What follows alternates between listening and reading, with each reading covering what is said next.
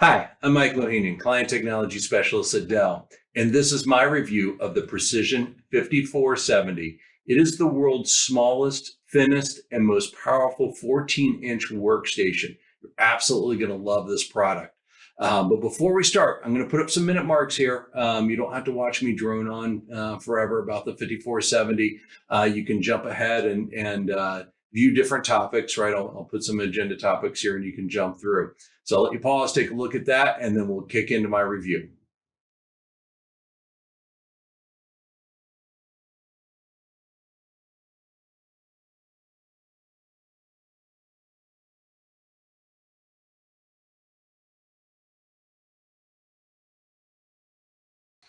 All right, so let's dig into the Precision 5470. And like I said, it is the world's smallest. So from a footprint size, it is the thinnest and the most powerful 14-inch engineering workstation. That's a lot to be said. This really is an engineering marvel. You got to hand it to the Dell design team and what they've done here. But I'm going to start looking at the product from a basic overview. We're going to go from the outside of the system and go in. Now, one thing I do want to note is I keep on saying workstation and not notebook or a PC. Technically, there's a difference when you say workstation versus a PC. A workstation typically is designed for engineering, right? And I say typically because there's sometimes exceptions. Usually, an engineering workstation has graphic cards.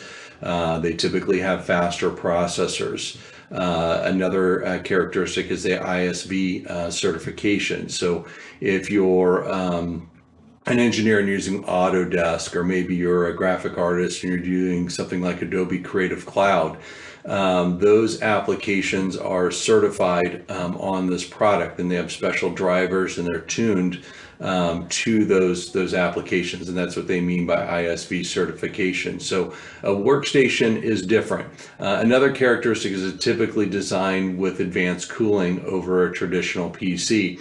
And the reason is the people that are using these are professionals, right? And they tend to push the edges of performance on this. So they don't want the systems to throttle. So advanced cooling is really big. And I will get into all that. And that's what makes this thing such an amazing engineering feat of what we've designed in here.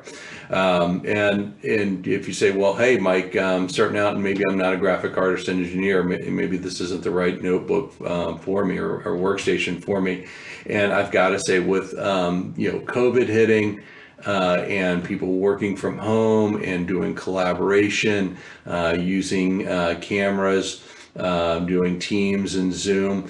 Those have all had a lot of performance issues to a traditional PC, and I have a lot of people that aren't your traditional workstation users that are moving into this product. So it's just not for engineers anymore. Okay, let's take a look at the system. We'll start on the outside and we'll work our way in. If you look at the outside of the unit itself, what you're going to notice is that it is a aluminum finish to the system, and it has very nice tapered edges, rounded corners, tapers in the front. So very thin appearance, and some will look at that and go, wow, it kind of looks like an XPS system. And if XPS built a 14-inch, it would probably look like this. The Precision 5000 series class shares the same DNA as an XPS, shares some of the same manufacturing facilities, and we use some of the same components on the outside. So it does look a lot like an XPS. So if you're used to seeing those, this is kind of that commercial grade version of it. It looks like it on the outside, but on the inside, it is all business. And it is, like I said, an enterprise or corporate class system. And we'll go into that in more detail. When I said about sturdy, the question is, well, does that mean it's heavy? It comes in starting weight at about 3.62 pounds or 1.48 kilograms in weight. So it is a very, very light system. In particular, when I start to talk about what's underneath the hood here, you're going to be absolutely amazed at the amount of power in this machine and its ability to run at full speed without having to throttle itself, right? And we'll get into that topic. So 3.62 pounds is very, very light. If we take a look at the ports on the machine, right, we'll start out here. This is optional. Make sure I'm pointing to the right one on the right side. Here we go. So over here, we've got a smart card reader slot, and that is optional in the system when you do the configuration. So it allows for like a security badge smart reader that you can put in. On the far side here, we do have a universal audio jack, which a lot of people like. And the reason why I say a lot of people like it, because try to take it away and see what people see the complaints you get. So, I've had a product there that we did that, and there was just a lot of complaints. I need my audio jack, but this does have the audio jack, so I'm happy to report that. Over here, then, you can see I've got two Thunderbolt 4 Type-C ports on here, and they have with DisplayPort through it. What does that mean for you? You can put Thunderbolt devices to it. You can plug your AC adapter, which I have in here, in either one of these ports and charge it. You can also hook displays directly through here because it does have the DisplayPort through on it. The middle thing you'll notice there's like almost like a little light indicator. It is actually one of the antennas. And if I flip it around to the other side, you're also going to see another one of those antennas markings on here. And you're also going to have another two Thunderbolt 4 ports with DisplayPort in a USB Type-C. And again, it doesn't matter which one that I plug my AC adapter into. I can choose from any of the 4 to plug in and charge my unit, which is really, really convenient. One, from you can choose which side you want, and 2, you don't have to sit there and guess which one does the charging. You also have a mini SD card reader on here, and you do have the wedge shape lock for your PC. So if you want to go ahead and lock that down. Question will come up, and I get it. Hey, these are all USB-Cs. Man, I'd like to have a USB-A type port on here, and maybe I need an HDMI connection hooked to my TV.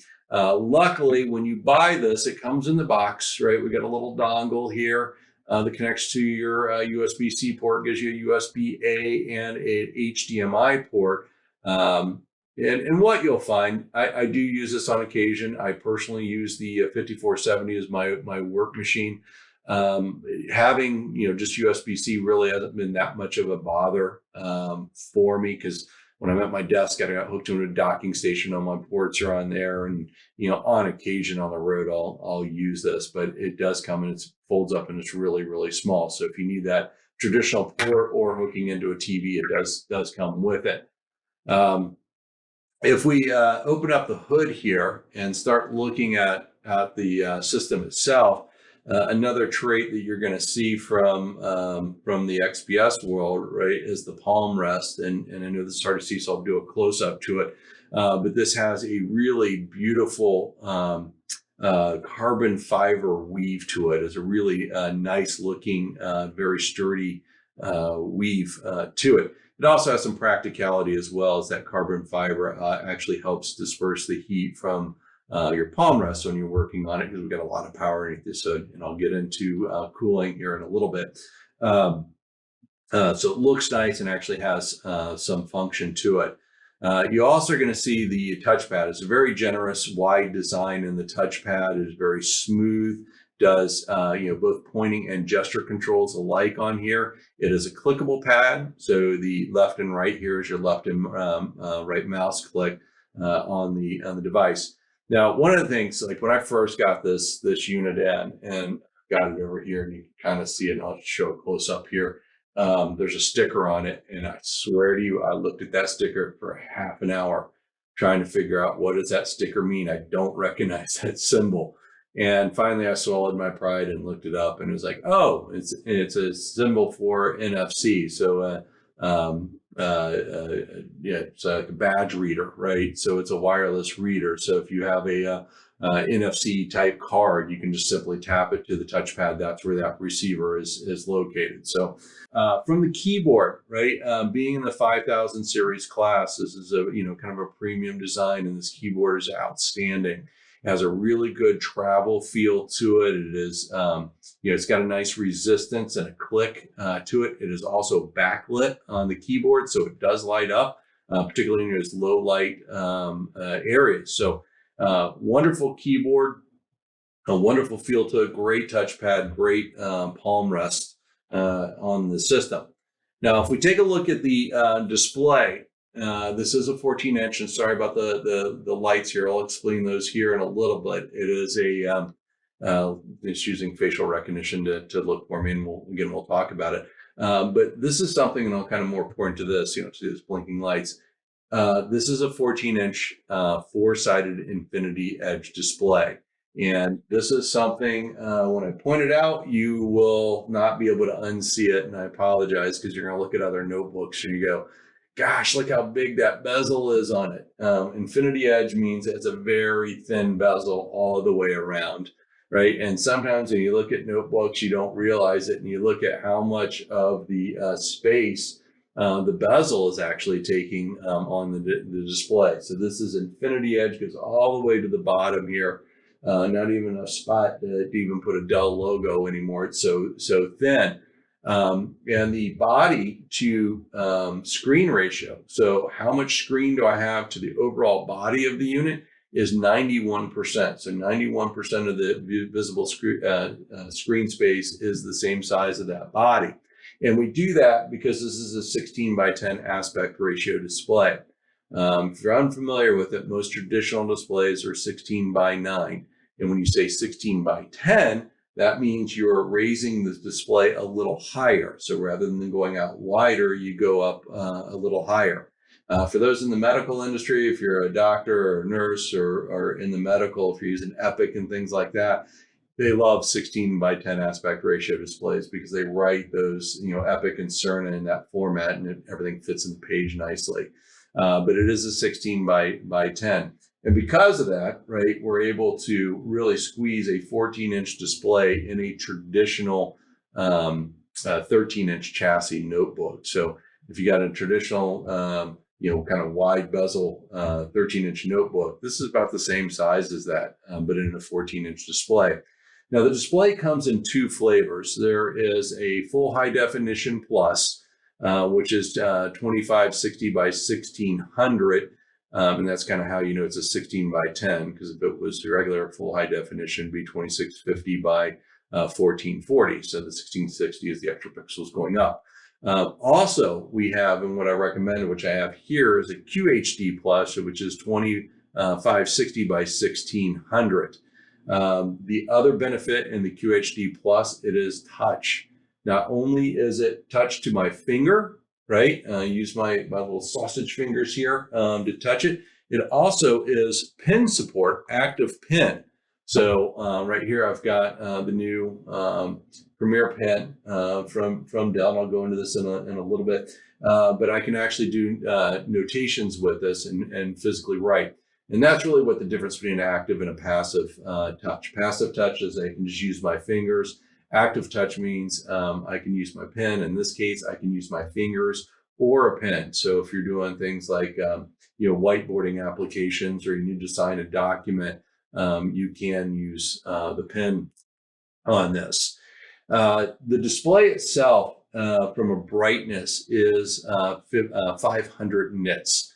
And you say, well, 500 nits, if I don't know what a nit is, that doesn't mean anything to me. A nit is talking about the brightness. And to tell you how much brighter it is, a traditional system usually is around 250 nits. A lot of traditional monitors, you get around 250 nits. So this is nearly double the brightness of a traditional display, which is wonderful, especially when you're in an area that has high brightness into it, very bright lights. It makes the screen stand out just that much more. So absolutely wonderful display that we have on it. The other things you're going to notice as you kind of go around this, I talked about the carbon fiber feel, but you also have two top firing speakers on this. To say top firing, it means it's facing upwards. A lot of times in notebooks, because of space, what they'll do is they'll put all their speakers underneath, and it kind of gets muffled by what surface that you have on it. So you've got these two top firing speakers, and you also have two more right towards the front on the curve. So again, they're more facing you rather than facing down to the ground. So the speaker quality on this is amazing.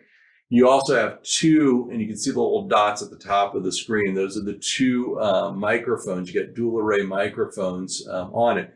And these microphones, I'll get in this in one of my sections, support the neural noise cancellation, which is the latest technology in getting rid of background sounds and making your voice sound more crisp. So I got a section on that. If we take a look at some like the cameras, I talked about this thing blinking up here, and again, I'll move to the side so you don't look at it, kind of point over here. And if you really look close, this is a very, very thin bezel that we have the camera squeezed into.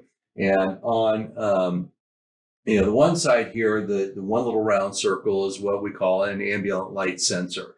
And that sensor is really helping the system to adjust to the environment. So as I get more light or less light, it brightens the display, it dims the display down, also controls the backlighting on the keyboard, turns it on, turns it off based upon the lighting that's in the room. So it really controls it for you. And then you have two other devices in which you can obviously hear when I hit it, you'll see them blinking as I get into it. And that's what was blinking now. It's wanting me to log in. Those are the infrared cameras on it. And the question is, what is infrared? Well, infrared is what we use for facial recognition. These are Windows Hello compatible. So if you set up your system to do facial recognition and log you in, that's what those infrared cameras are for. And again, it authenticates with Windows Hello. The middle is the RGB camera in the system. And then we also have a lens indicator. So if you have the camera off, it kind of shows you that's on there. Another thing that's built in, and you really can't see it because there's no real circle for it, is something called presence detection. And I absolutely love this. I use Windows Hello for my login for work. I use presence detection as well. And let me describe the scenario for me for logging in the morning. I come downstairs. I sit in front of my 5470, and what the presence detection does is it's always looking to see if somebody's out there, detecting if there's a person in motion. And when that detects that there is motion from a person, it turns on the infrared cameras. And the infrared cameras are what reads my face and uses Windows Hello to log me into Windows. So my login process in the morning with this is I sit down. I sit down and just look at my screen. And the presence detection says, turn on infrared cameras. The infrared camera says, yep, that's Mike. Logged me into my Windows. That is my login process. I don't touch it. I don't type anything. I just sit down. And what's kind of neat about it, the reverse is true with this. So when I get up and walk away from my system, the presence detection built into this says, you know what, Mike's not there anymore. So let me go ahead and lock this down. Maybe I want to go grab a bite to eat or walk the dog or something. It'll go ahead and lock my machine down, so I don't have to worry about forgetting to lock it away and someone coming up and getting into my system. It automatically does that for me. So wonderful set out from the camera perspective and the usability of it. And again, I'll show some of this stuff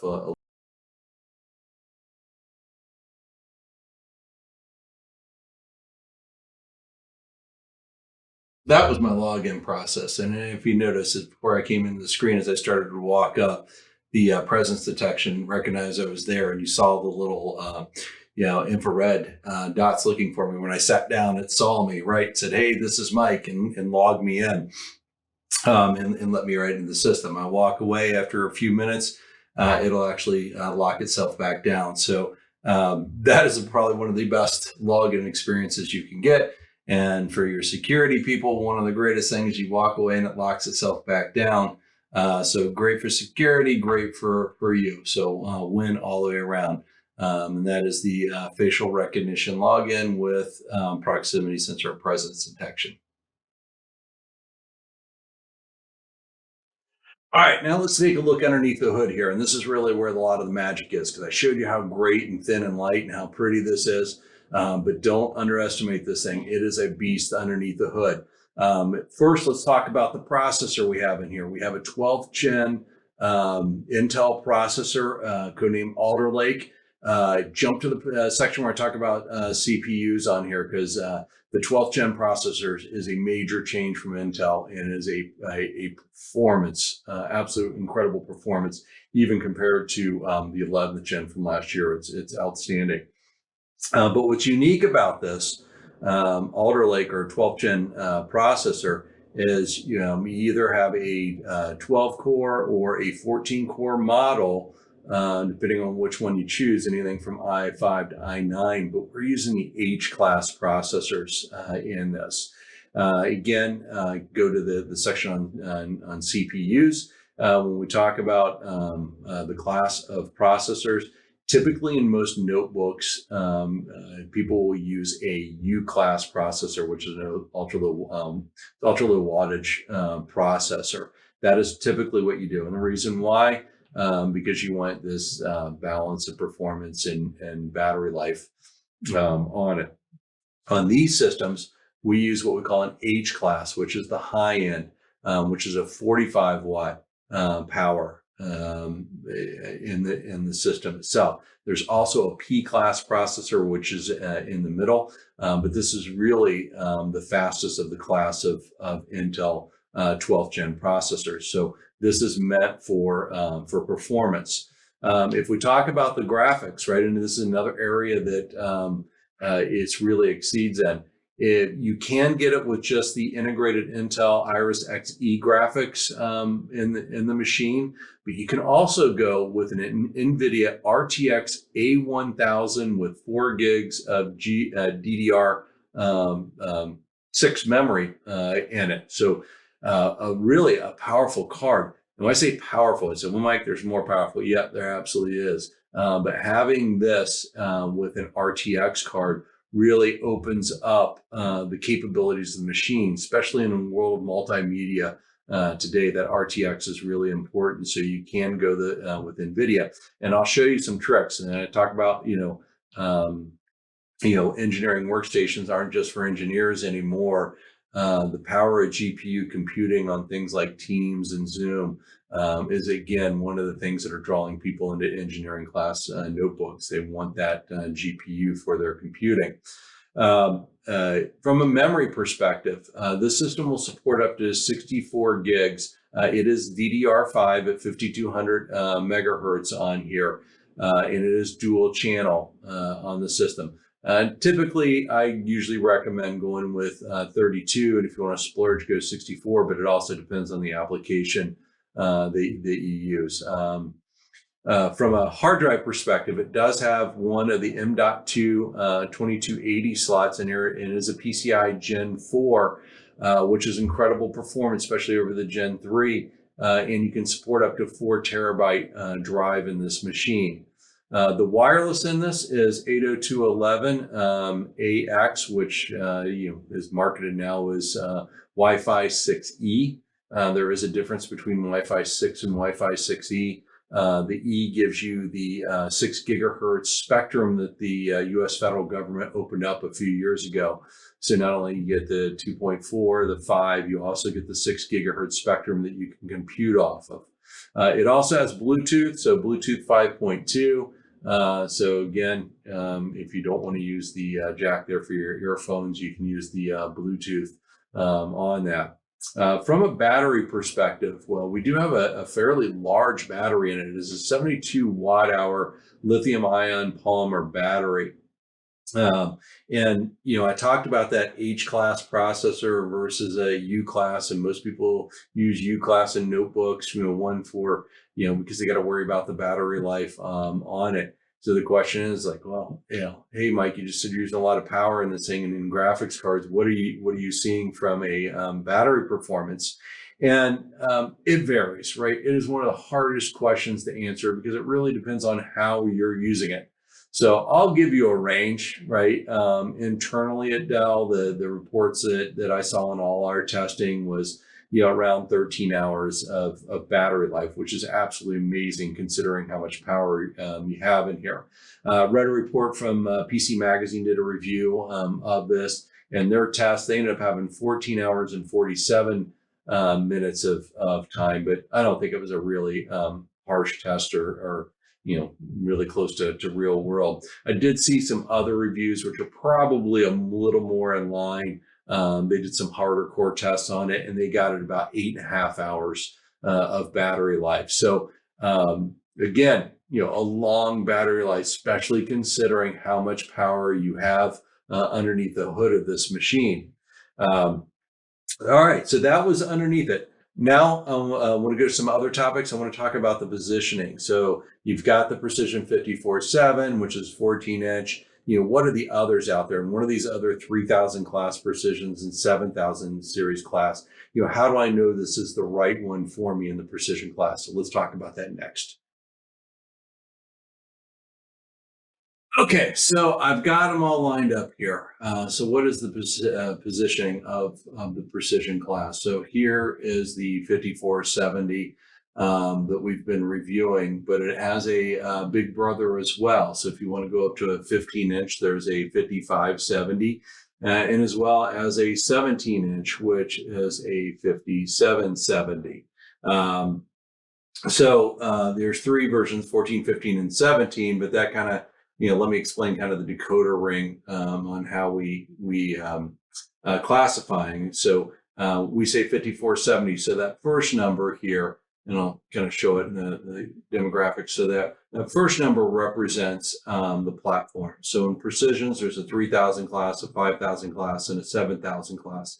So that, being a 5000, you know which class it's in. The next number, 14, 15, and 17, right? So 5470, 5570, 5770. So that second number represents the screen size, 4 for 14, 5 for 15, 6 for 16, 7, 17 inch.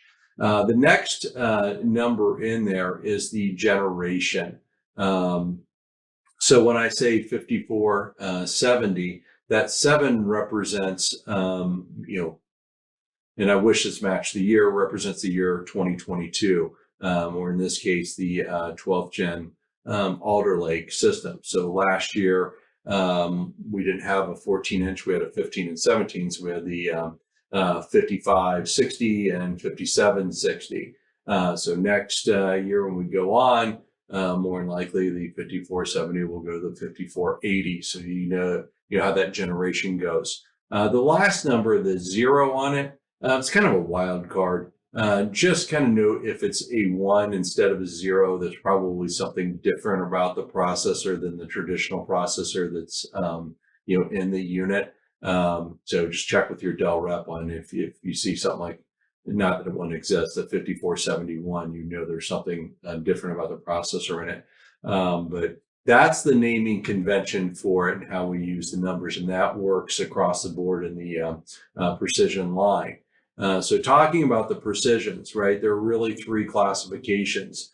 And, talk about PCs versus Workstation. Workstations are really in their own class from that performance and speed. And I always liken it to cars. It's always an easy analogy to use.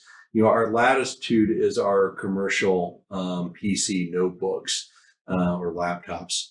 The Mobile Precision is our engineering workstation. The Latitude, I would say, is kind of like a sedan, right? And the Precisions are more like trucks. And you have different classifications of trucks. So if we look at the 3000 series Precisions, those are really your, what we call price performance. I want to get into a faster machine, particularly if I'm looking for ISV certification, but I'm also concerned about price, right? I want a very fast machine, but I also have a budget to work within. And that is that 3000 series category. A lot of times people say entry level, but I hate to say entry level because that makes it sound like it's slow in performance, and they're not. They're very, very fast machines. They're just a little bit thicker, a little bit heavier than, say, a 5000 series class system. So that's the 3000. And again, 3000, there's a 14 and a 15-inch version of that. So a 3470 and a 3570 system. On the other end of the spectrum, like our 7000 series class, If we look at the 3000 series and compare that to a truck, it'd be like getting an SUV from a sedan, right? I now have four-wheel drive versus, like a two-wheel drive or an all-wheel drive, a four-wheel drive. I've got the ability to pull a small boat. I've got extra room in it, just more power, right? It can run through the snow in the wintertime than a little more performance than a sedan. So it's kind of like, I'd say, like a Ford Explorer, right? An SUV would be a good example. On the other end are 7000 class Precisions. There's a 7670, so 16-inch, and a 7770, 17-inch. That would be like going into that Ford dealership and getting a F350 Super Duty, a six-wheel V8 diesel machine, right? That's capable of pulling a backhoe and thousands and thousands of tons of weight there. Your shopper for the Ford Explorer is not going to go in looking for that and come out with an F350 Super Duty, right? The 7000 series class of Precisions are for people that are doing very, very high-end computation. So they're looking for the fastest processors possible with the biggest graphic cards, with the biggest amount of storage that you could possibly get. That's that 7000 class. And the 5000 class, which we're talking about today, right, is that balance between very high performance underneath the hood, but thin and light and stylish.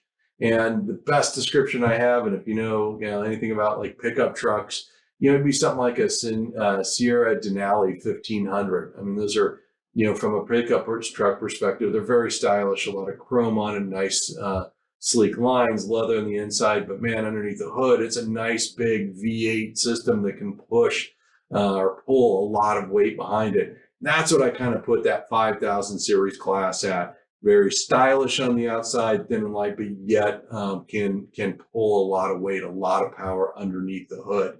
And that is that precision portfolio positioning. So again, one of the things I want to emphasize is it's not always just engineers or graphic artists that are looking for this. Particularly like in the 3000 class, we have a lot of people that are wanting to get a better performance boost, and they're getting that SUV, right? That 3000 class, even the 5000 class. I went thin and light, but I need a lot of power because I'm doing things like Teams and Zoom and WebEx, right? So we have those non-engineers entering that model.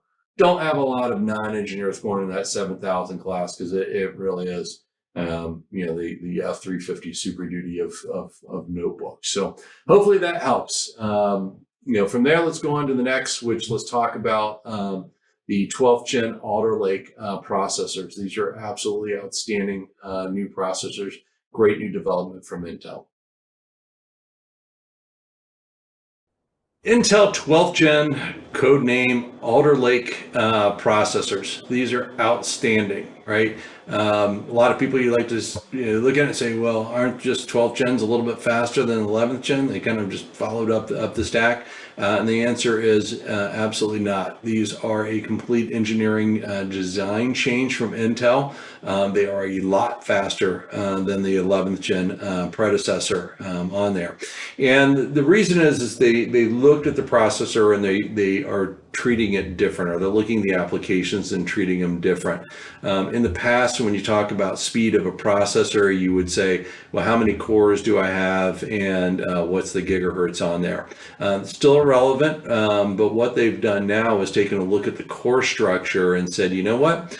We can design cores differently to handle applications differently. So they've come up with this hybrid architecture of a 2-core microarchitecture. And now what you're starting to see are P cores and E cores. So they may reference, it has like, 4 P cores and 8 E cores on there. Well, what does that mean, and what makes that different? So a P core is a performance core, and an E core is what they call an efficient core.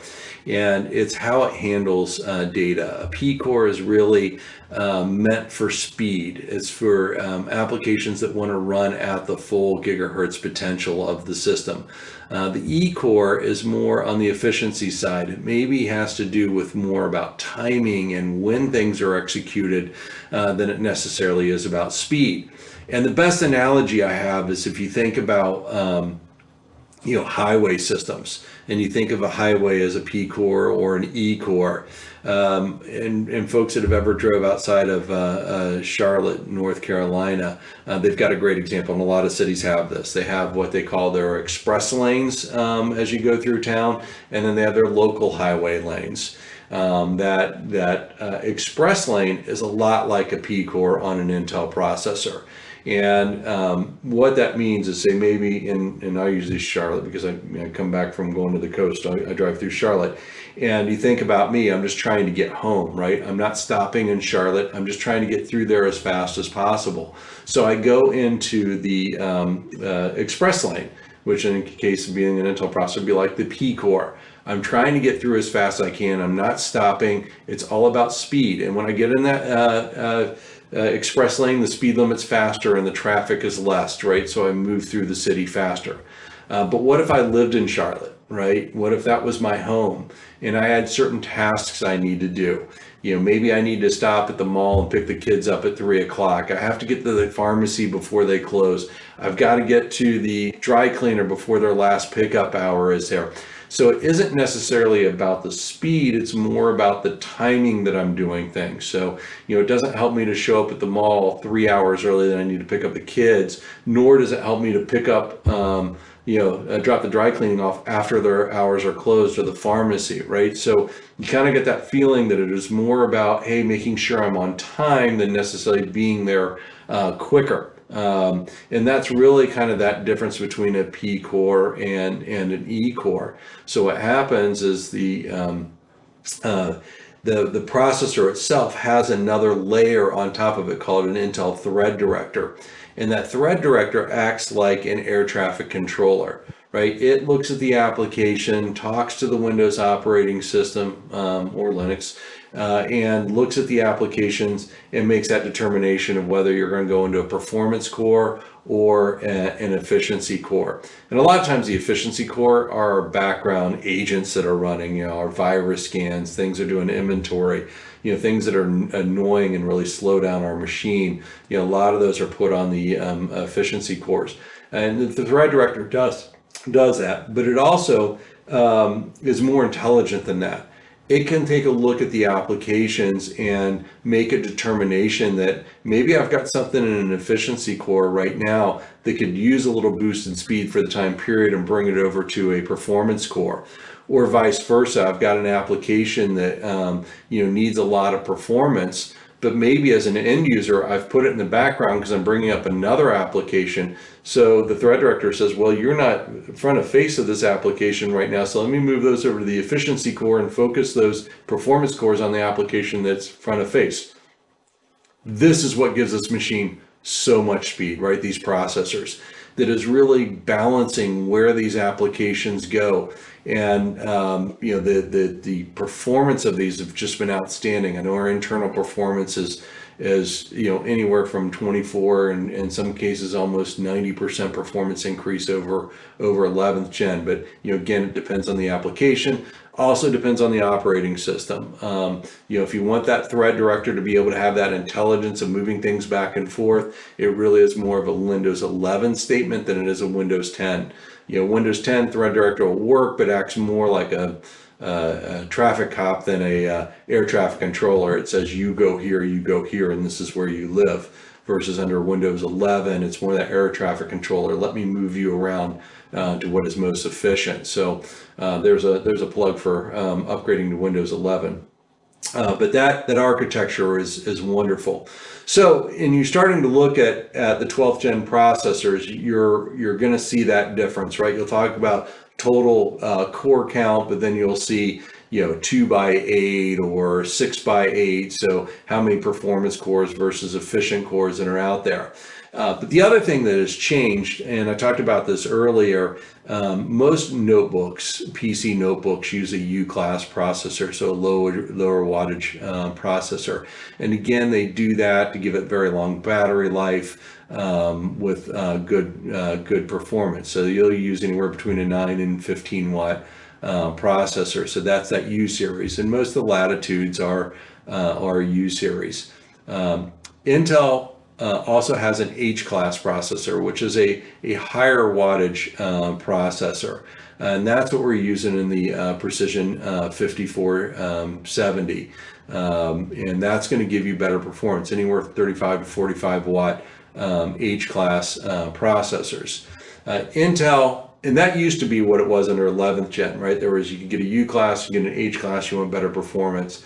They also brought out a P class processor, and it's kind of that in between. It's in between 20 and 28 watts, so it's more than a U but less than an H. And the reason why they brought that in there, mainly because if I have say a thin and light notebook and I want a little more performance in it, and I've been using a U series, I can put a P class processor there and give myself a little more bump without having to change the form factor or the frame to deal with the heat that's in there. So it gives you that little bump.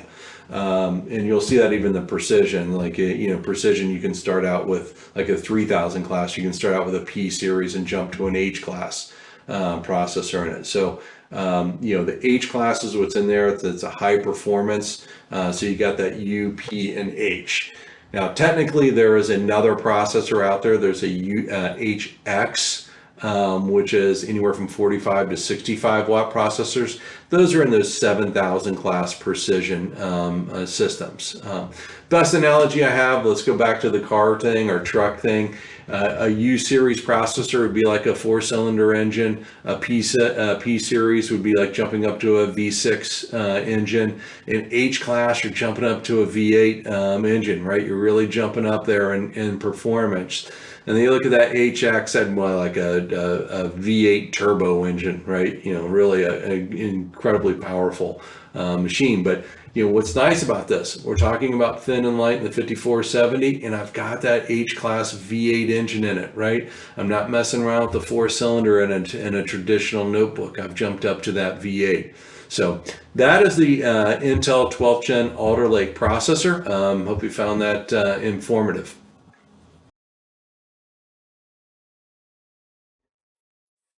Now let's talk about graphic cards. The Precision 5470 has the NVIDIA RTX A1000 card in there. It's a 4 gigs of GDDR6 memory in this. Now let me put my NVIDIA hat on here. Anybody that knows me, has talked to me, knows I'm a huge proponent of GPU computing and clients. And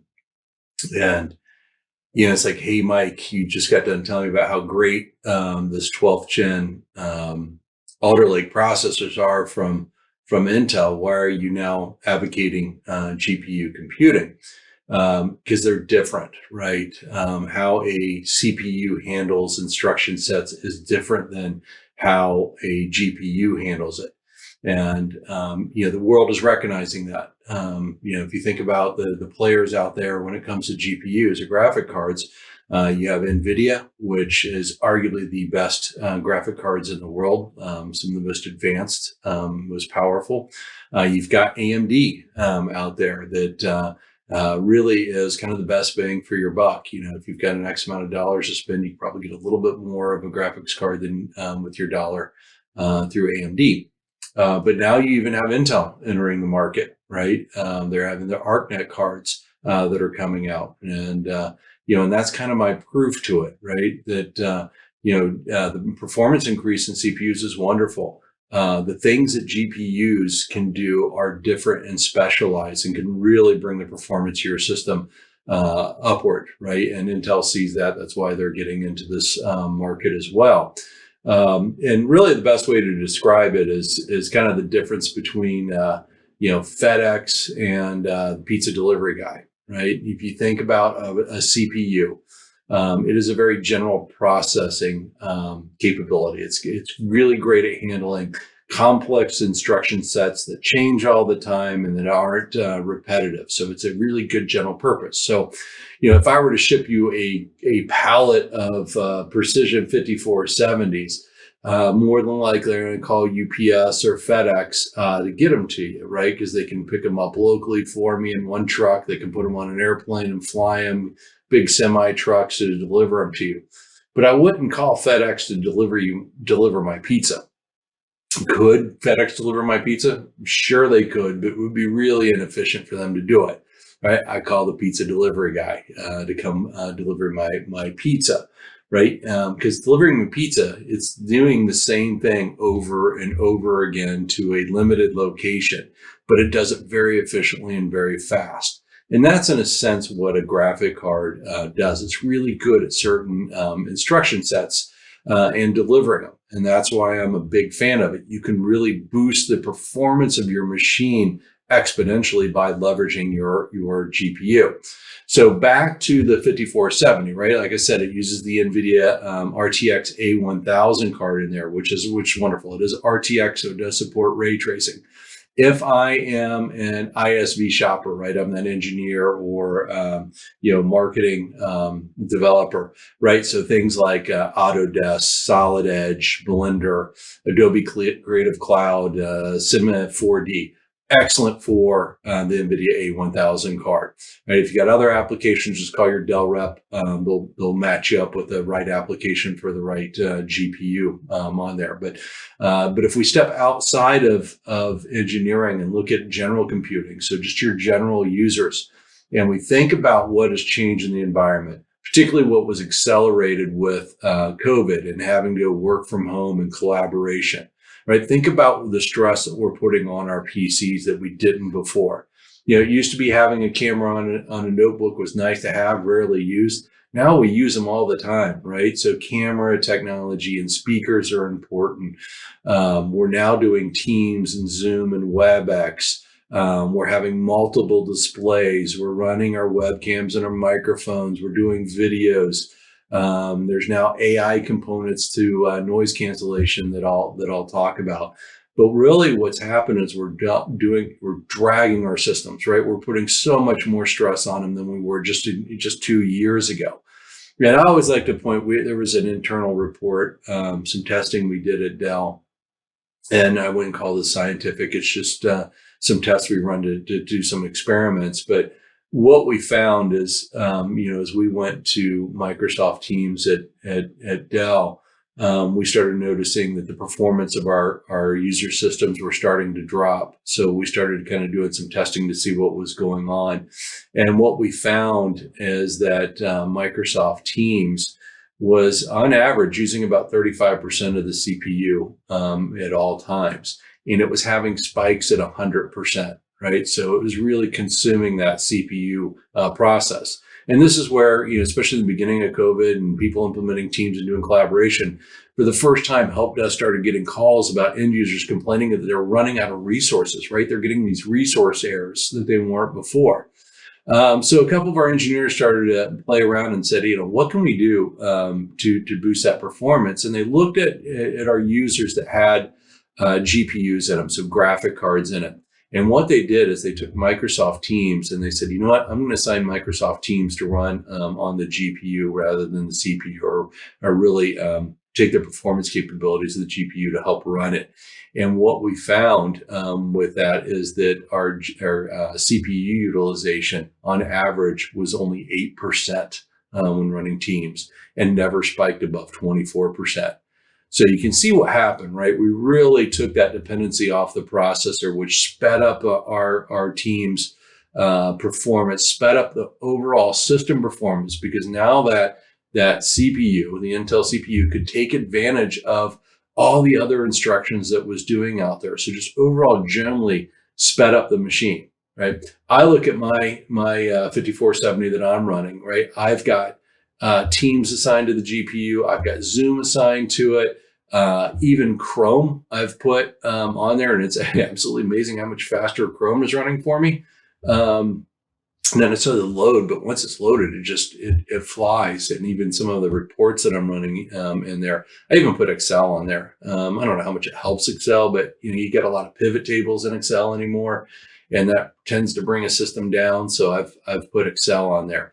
Can't put everything onto the GPU. Some applications really won't. Some may argue with me. Excel may not, but I've got it there anyways. But I really love that aspect of being able to leverage a GPU to bring up your performance, right? And that's why I say this 5470, right? It's not just for the end users, right? You're running Microsoft Teams. This is for you, right? You're running, Teams meetings, Zoom meetings. You're using Chrome, right? All those things can take advantage of that GPU, let alone the ISV applications.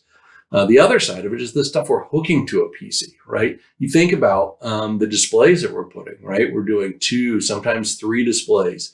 They're getting bigger, 27, 32. We're going 4K on the displays. They're HDR.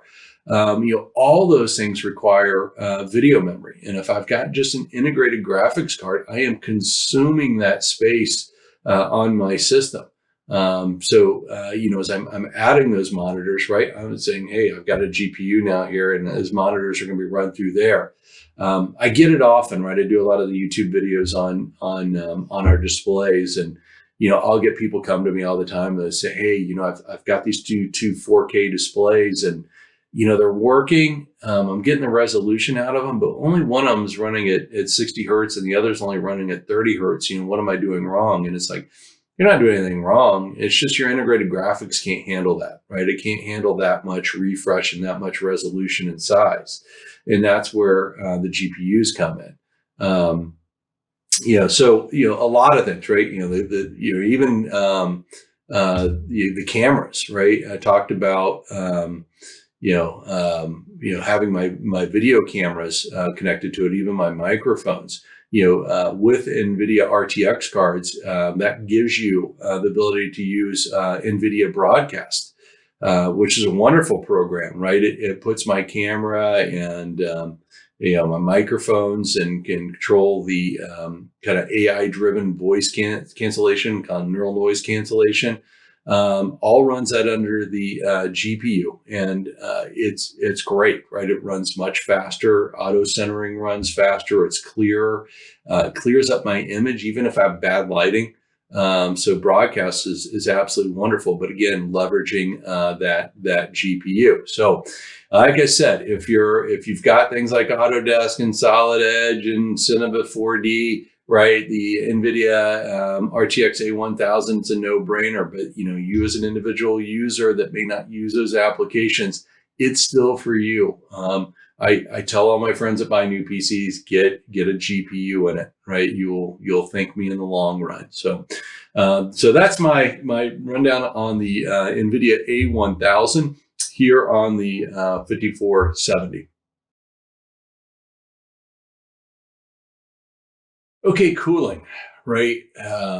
It's a big issue, or I should say heat is a big issue with PCs. And a lot of people don't really think about it and its effects on design and performance. I think about my Alienware system I've got upstairs. I got the Aurora system. It's a big box on there, and I've got gigantic fans in it, and I've got liquid cooling in it, and it is a powerhouse, a beast of a machine.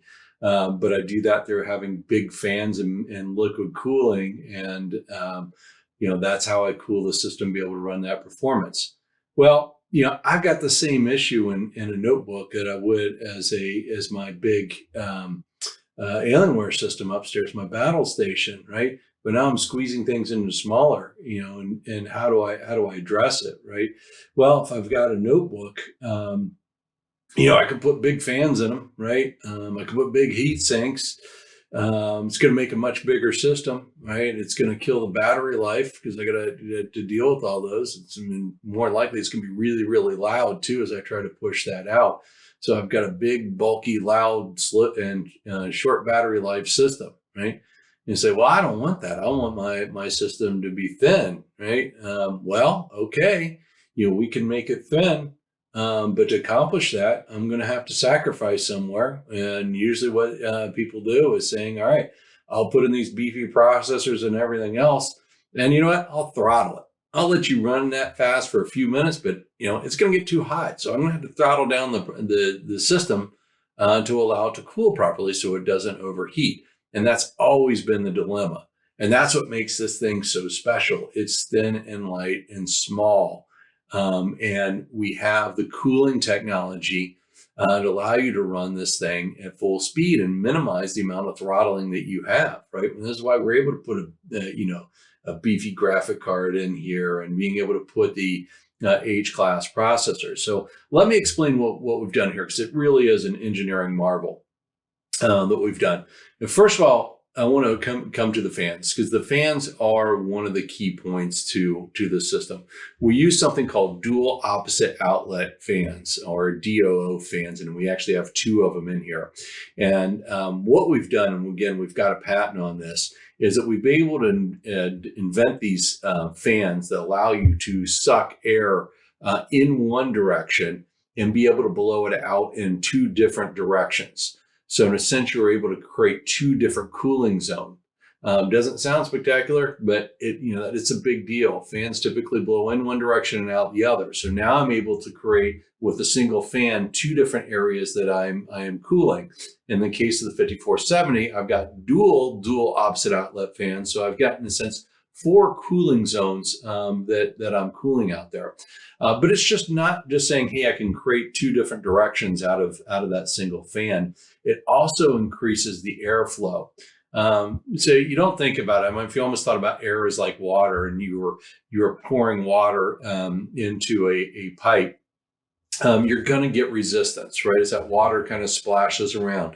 Same thing that happens with air. As you put it in a fan, there is resistance that it's getting, kind of backing up.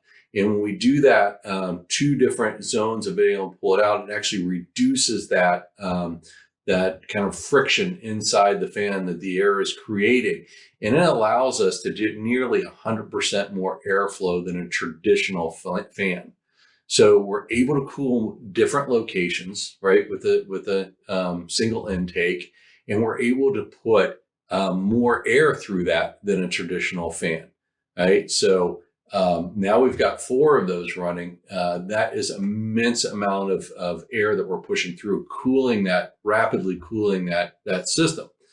But it's not just all that, right? That's getting air in and out of it. We also have what we call longhorn heat pipes. And what a heat pipe does is basically sits, on the processor and graphic cards, and it draws that heat away from those and to the fan to blow them out quickly, right? It kind of captures that heat and transfers it out to the fan, so that it gets out of that system really, really quick, because of the hottest components out there. So it's not just relying on the air blowing through. It's like, hey, let me take it to the fans and get out as fast as I can. So it's kind of like liquid cooling on the inside. They're big copper pipes that you see inside there, but we've got very large ones in there, and they look like a longhorn from a bull cow, or a bull, I guess. Looks like they're horns, but it just doesn't stop, with that, fans and heat pipes, right? There's also about, where does that heat go and how do we stop it? So some of it is we use graphite spreaders inside there. So, certain areas we say heat's going to build up. So we use that graphite to actually spread that heat out a little more evenly within the system to get cooled, right? Rather than having stuff concentrated, it will spread it out. We use that kind of graphite spreader in there. But sometimes you want to say, I want to insulate from that heat. And particularly, you think about your palms, on the palm rest here, right? I can spread the heat out, but as an end user, I really don't want to feel that heat as I'm in there. I don't want that warm touch to it. So we actually use Gore thermals, right, on the keyboard to prevent that heat from penetrating up through the system to the end user. And we also put some of those shields around that CPU and GPU from getting that from escaping out and spreading through the system, right? We want that heat to go through those heat pipes to it. So it really is an advanced cooling system, unlike any notebook out here. That's why I'm able to give you, H-class processors, able to give you an NVIDIA RTX card, DDR5 memory, right, in high performance in a light, thin system without having sacrifices. It makes this a wonderful machine. Otherwise, I can put those things on here and I'm gonna have a slow running machine and it's gonna be like, okay, on spec, it sounds good, but in performance, it actually doesn't happen, right? So in a net, right, the system runs faster with less throttling. The system runs longer, better battery life because I'm managing that heat, right? And I've got those fans on there. I'm not having to blow bigger fans longer and harder, so I'm reducing that dependency on the battery. And because the way we design it, it is quieter, right, and more comfortable for the end user.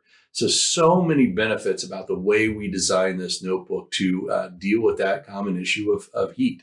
So I hope you love it. So the Precision 5470 is not only fast, it is smart, right? And what I mean by that is it can learn you. It can learn your habits, it can learn how you compute and make changes for you on the fly in anticipation of what you're going to be doing.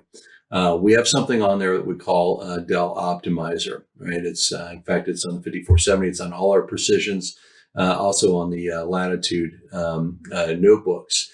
But what we're doing is we're creating systems now that become contextually aware of their end user, right? And make adjustments. You think about prior to this, right? And someone hands you a PC or IT staff hands you one and they have the settings set on there and you kind of live with that, how they set the power settings, how they set different user features is how it is. It never gets any smarter the longer you use it. It never learns from you. Well, now it is, right? And that's what Dell Optimizer does. There's a bunch of features within it. It's worth its own video. I just want to cover a couple of them. One of them is around video conferencing and things that we're doing today on a regular basis. Part of it is what we call neural noise cancellation. And this is what Optimizer is doing, is starting to learn your voice. If you think about noise cancellation or noise reduction, right, there's kind of different layers of it that we've had in the past. We've all been on conference calls where there's background noise going and it's pretty annoying. There's something called noise reduction. And noise reduction really isn't a technology. If you ever seen like a boom mic for a movie set, right? It's got a microphone with the big fuzzy stuff on it. That fuzzy stuff on it, in a sense, is noise reduction. It's just trying to get some of the static out of the air to make the sound a little bit clearer. That's noise reduction. Noise cancellation was a big innovation, right? That was actually a technology. So basically what it said is there are certain background noises and the wavelength of that background noise is like this. So it would send out an opposite wavelength of it and cancel it out. Kind of simple math, 1 minus 1 equals 0. And that's what noise cancellation was. But it's very stagnant, right? It was only certain noises, certain wavelengths that it was attacking, and it didn't really adjust. It was just saying those wavelengths. Well, neural noise cancellation is completely different, right? It is learning you. It is learning, as like I use it all the time. It is learning my voice. It's understanding my background. And so what Optimizer is doing is it's studying me, learning how I speak, learning when I get far from the mic and getting close to it. I've got a little French bulldog that sits under my desk all day long with me. But she snores like you wouldn't believe, right? And before I had Optimizer on my machine, I would have people say, "Hey, who's asleep on the call?" because I hear somebody snoring. Well, what the neural noise cancellation does, it says it knows me, right? And it knows all other sounds are not me and actively eliminates it. So it eliminates my dog snoring. It eliminates the sound of my furnace kicking on, doorbells ringing, all other kinds of noises. And the longer you use it, the better it gets. I know the first week I used it, it was kind of a little, it's working, but not that great. By the end of the first week, right, it really knew me and understood me. And that is called neural noise cancellation. And really anything I hook up to it speaker-wise, it's not about microphone-wise. It's about the system doing that and not necessarily the physical hardware technology that's in it. absolutely wonderful. It is the new wave of how to get rid of that background noise.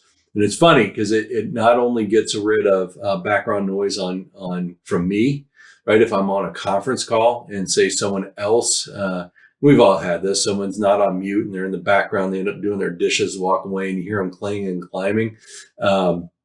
It can eliminate those noises off the calls as well. So not just the background of mine, it can kick the background noise off someone else.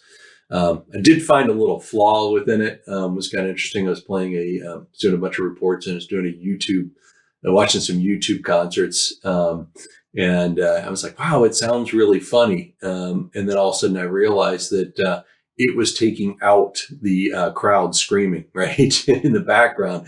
I'm like, oh, so I turned it off, and it's like, oh, there's the crowd again, right? So kind of funny, right, that it was getting that cheering in the background out. So that is neural noise cancellation. You'll absolutely love it, within there. Also has a couple other features that are great. One is from the battery perspective. You think about how you use your system and how you use your battery, and how often you charge. Those are usually settings that the IT department sets about how a battery will recharge, and it's very stagnant. Well, Optimizer will actually learn you, right? It'll learn on average how much time you use on the battery, how much time you spend charging, right? And it makes those adjustments to your system. So if it realizes you're one of these people that, will use all 8 to 14 hours of a battery, and it realizes you're getting towards the end of it and you've got a longer workday in that, it'll start stretching things out for you to give you that extra time. If it realizes, hey, that I am a user that usually stays docked and charged, it'll learn to slow charge it, better adjusting or better conditioning the battery for you to give a better life. But it's intelligent, right? So I always say, like, students are always or professors, right, are always those wild cards, because how they use their PC in the fall and winter is a lot different than the summertime, right? I go from running around from class to class to, okay, I'm at home now, right? And the optimizer actually changes how it charges the battery based upon how I'm changing as a lifestyle. And again, it's learning your patterns. So two great technologies. The other around it has to do with the cameras, and I mentioned this earlier. Optimizer allows you to do things like onlooker detection and look away detection, and this is really cool. So we have IMSA cameras in the system. There's also another version of the camera that also supports it that we have. But what it's doing is it's studying your eyes, right? It's studying where you're looking, and I'll have to pause it here and I'll do a couple of clips to show you. But if we think about look away detection, and say we're at a cafe, right, and we're getting some coffee and we're running off of battery, and somebody texts me, right, and I stop looking at my screen and start looking at my phone and I'm texting. Well, the camera will sense that, hey, Mike's not looking at me. So why am I running this thing at 500 nits brightness and killing the battery life with that if you're not even looking at the screen? So I'm going to go ahead and dim that display down while I'm not looking at it. But the second I look back up at it, boom, it is at full brightness, right? Or whatever setting I wanted it to be at. So it helps minimize that battery. First when I read about it before I got the system, I was like, how much is that, worth? But as I started using it, it's like, this is really nice because it is fast, right? It isn't something that I look up and go, okay, 3, 2, 1, now it's full brightness. As soon as I look up, it goes back to that brightness. So nice for building that extra battery life. Okay, so this is how onlooker detection works. So again, I'm running on battery, running at full screen. I'm looking at the display. I get someone texts me, right, and I stop looking at the display. So the system recognizes I'm not looking at it and dims down the display. But as soon as I look back at it, right, it will go ahead and brighten up. And I don't know if you noticed that, but the screen got brighter as I looked at it. And as I look away, it takes about 30 seconds to realize, hey, you're not looking at me. Let me go ahead and dim it down. and again, saving the battery life. So like I said, it seemed a little hokey to me the first time I read about it, but as I started using it and realizing that, hey, this thing is actually working and saving me battery life, absolutely love it. So, and there it is again, just came back to full power. So that is look away detection. The other is onlooker, which is more of a security perspective. So say you're at that same cafe having a cup of coffee and you're looking at confidential information, from your work, and somebody's snoopy and they come over looking over your shoulder and start looking at your display. What the camera will recognize it through Optimizer is that there's more than one person looking at my display right now, and will actually contextualize the display, put up a warning signal saying, hey, someone else is looking at your display right now, right? Prevents them from being able to see anymore, and alerts you, right, that they're happening. So you can turn around and say, hey, get out of here, right? Stop looking at my display. So the system itself is starting to look after me, right, from a security perspective. Really great feature. I've demonstrated that to a lot of customers, and it's just one of those things like, that is nice, right? I'm just building an extra layer of security into my machine. So let me show you those. Okay, so I'm going to demonstrate onlooker detection. So again, like I said, say you're at a cafe, you're working on stuff, confidential information, and somebody snoopy comes over and starts looking at your display at the same time you're reading it, right? They're eavesdropping on what you're doing. And what this camera will do will recognize that more than one person is looking at it, and it will texturize the display and kind of lock it out, give me a warning that, hey, someone's looking over my shoulder. So I've got my daughter behind me. This doesn't happen instantaneously. Someone really has to be reading your display for this to kick in. But if I go ahead and look at that and I tell my daughter, all right, Allie, go ahead and start looking at my display. And if I'm kind of going through, you see that, right? It is now locked out the screen because it saw my daughter looking at it, texturize it, and sent this notice like, hey, someone else is looking at it. I had no idea someone was looking over my shoulder. So really, really cool technology built into the camera here. Okay, yeah, that was cool, right? There's a lot more features in Dell Optimizer. I ask you to take a look at it. We're building more and more every year. So stay tuned. Like I said, the PCs are really becoming contextually aware of us, as they should.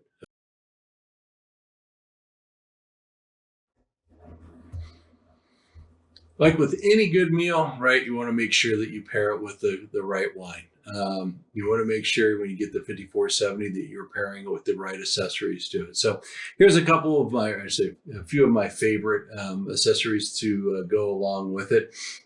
I want to start out with the stylus, because I talked about being an active pen, and I've got it. Here we go. I've got it here. This is the Dell Premier Rechargeable Pen, part number PN7522W. Really, really nice stylus. It is a USB-C charged on there, which is nice about it. You get about 40 days of battery life on a single charge. The fineness of this thing, right? Some of the things that are very fine tuned is that it's tapered and round at the top. It's square at the bottom of it, so that keeps it, kind of holds it in place, keeps it from rolling away. You've got programmable buttons. You've got a programmable button at the top. Tap it once for a program. Double tap it for 2 programs. You've got a couple of programmable buttons here on the side. It's up to over 4,000 pressure sensitivity on this. But one of the really cool things about this Premier Rechargeable Pen is, what if I lose it, right? Nobody likes to lose these, and these things can disappear quite easy. This actually has tile locator in it. So if you download the Tile app to your phone, you can actually track this pin to find out where it is, right? What was the last location that was checked in at? And when you get within range of this pin, you can tell it to start screaming, right? So think about the scenario. You walk in and it's like, okay, it's somewhere in this living room. Where in the heck is it? and you say, okay, go ahead and tell it to start making noise, this thing will start beeping. Like, oh, there it is, stuffed underneath the couch seat, right? So great pen, great device to pair with this, because like I said, it's not only finger touch, this is active touch where you can use an active stylus, right, on the system. So that's really nice. The other thing, and I use this personally a lot, is the Dell Ultra Sharp 4K webcam, part number WB7022. So my desk setup, my work setup is I got 5470, but the lid is closed, right? I've got two 4K monitors, the U2723QEs displays, really nice IPS black displays. But I still want that experience that I talked about earlier, being able to have that presence detection, have that Windows Hello facial recognition login, and when I walk away for it to shut down. All those technologies are built into here, right? So not only am I going to a very high quality 4K cam, I've got those features that I really liked on the 5470 at my desk now, even though I have the lid shut. But talking about the quality of this, right? Some of the limiting factors that you got in a notebook is you got such a small space for a camera, so you can't put the highest quality. Well, in this is a 4K. We use the Sony Starvis engine in it. If you Google search Sony Starvis, you'll find out that that's what most outdoor security cameras, or a lot of outdoor security cameras, use, because that engine is really good at adjusting to bright light and low light. So you think about a security camera, right? You're always trying to adjust the light so you get a good image. That is built into this. So it does things like it has high dynamic range HDR on it. So it's really good at getting rid of the shadows in it. Actually recording this video off one of these cameras. Also has auto light correction. So if someone opens up a blind and brings light from the back, right, it adjusts that so it really focuses on you and not the light coming in. Also has auto framing, right? So it can center you into the frame. I've got it turned off on here. And the reason I've done that is when you're trying to demonstrate stuff, the camera's always trying to go to the center of your face and makes it hard to show things. But if the camera doesn't physically move, it just auto centers me on there. So really great camera. It's got a little cover lid. So if you want to, cover it while you're, sorry, I put that backwards. It's magnetized. It just pops on there, and then it can pop on the back. So if you want to kind of store it away, it just goes back there. And it comes with a little, basically it's a mount stand that goes on your monitor. And I apologize, I don't have the monitor with me. I'll just put it on the kind of the notebook. So it kind of puts on there and it kind of just adjusts for that. So wonderful camera. Also comes in the box. It comes with a little thing for a tripod, right? If you want to mount it on a tripod, you can do that, and that screws into there. And so you got it mounted on a tripod. But absolutely love this camera. But in conjunction with this, right, I use the Dell speakerphone. So this is the Dell speakerphone. I'll put the part number up here because I forgot to write it down. The part number. Oh, actually, here it is. It's SP3022 is the part number on this. Absolutely love this. So I've got the camera up on top of my monitor. I have this sitting right underneath my monitor. And what's nice about it, right, I've got the Microsoft Teams buttons on here if I want to launch Teams. I've got the hang up, volume up, volume down, mute button, and it's facing me, right? So as I'm computing, right, and you've all been there, right? You're sitting there talking on mute and someone's like, hey, you're talking on mute. And instead of trying to figure out where on your computer, you just press it right on there and boom, you're back in. And again, it's facing you. So really great quality. It does use the neural noise cancellation. So like I said, it learns you, right? And really it has been a wonderful addition to my home setup. So I recommend that. The other thing about it, right, it does have this wrap-up cable, which is nice and long. And it has a connector on the front, which is USB-C. Great for this product, but it also pulls off and has a USB-A on there, so you can do both on the system. The other thing that I really like, and you want to pair with this is the WD22TB4. This is the Dell docking station, and this is what is recommended for the 5470. It is a Thunderbolt 4 dock, and what's nice about it, especially between the previous version, the WD19TBS Thunderbolt 3, is I actually have two Thunderbolt ports on the front of it. I've got two display port, I've got an HDMI, I've got another mini display port, I've got my Ethernet, my power, a couple USB-C, and in the front I've got another USB-C and a USB-A port on this thing. What's nice about it delivers up to 130 watts of power to my notebook.